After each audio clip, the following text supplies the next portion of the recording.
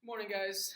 Today we're going to be looking at solving by factoring with an a value that is bigger than 1. So far we've been talking about this as if, or when we had no value out front, we still said, hey, we're going to multiply this times this, our a times our c. It's going to be the exact same process here, but we're going to have one extra little step here with our AC method.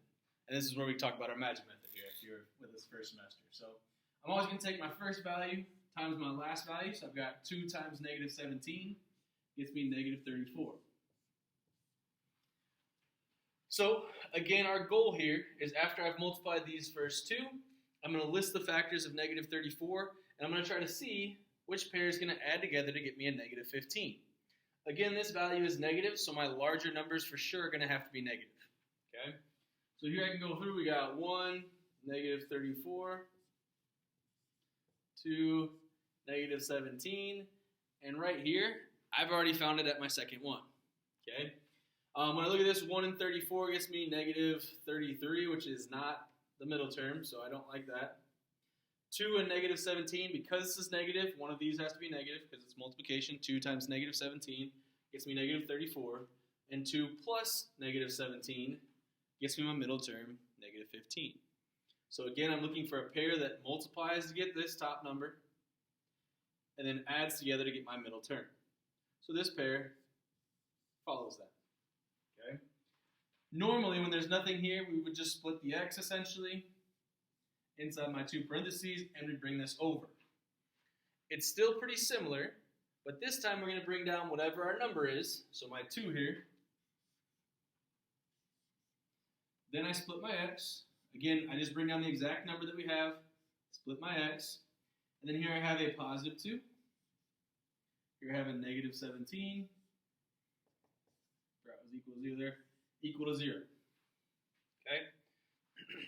At this point in the past, we would normally go through and do our divide by common factors. So here we divide by 2 on both of these. You can do that if you would like to, but again, it's going to be taken care of when we go to solve this. Okay? Now this becomes the exact same as what we had been doing. We're going to split this into 2 separate equations. Because we have this equals 0 here, again, that's the difference. The other ones that we were dealing with were expressions. They didn't have it equal to 0. We didn't have to solve anything.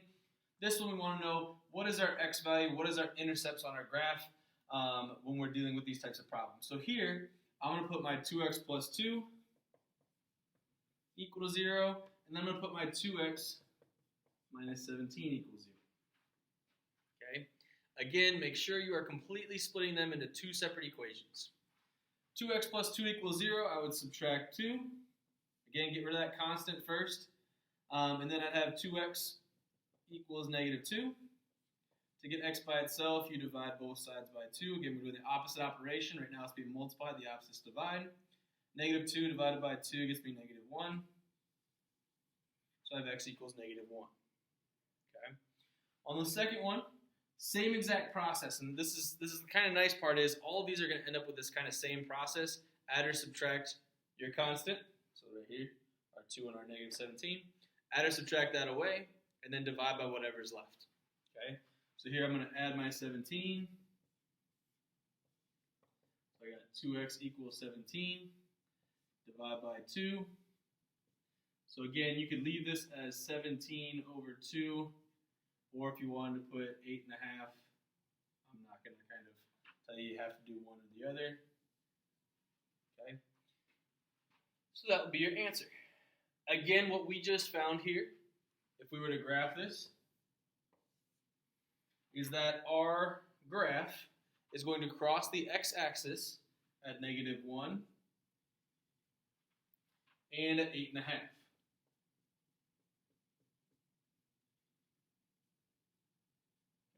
So we'd have some type of graph looking like that.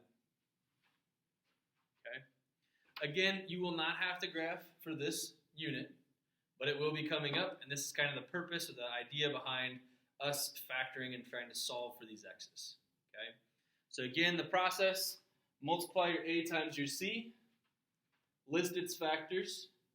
Once you find a pair that adds to get your middle term, that is the pair that you're plugging in here into your parentheses. Your first number, your leading coefficient, is going to come down and not change. That number itself doesn't change. We split our variable.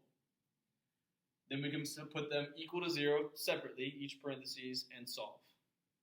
Okay? Again, we'll have more practice with this today and continue kind of practice with these. We're just kind of piecing our way through the different types of things that we've talked about factoring before. I believe tomorrow we'll kind of hit difference of squares. Other than that, I'll see you guys soon. Let me know if you got any questions.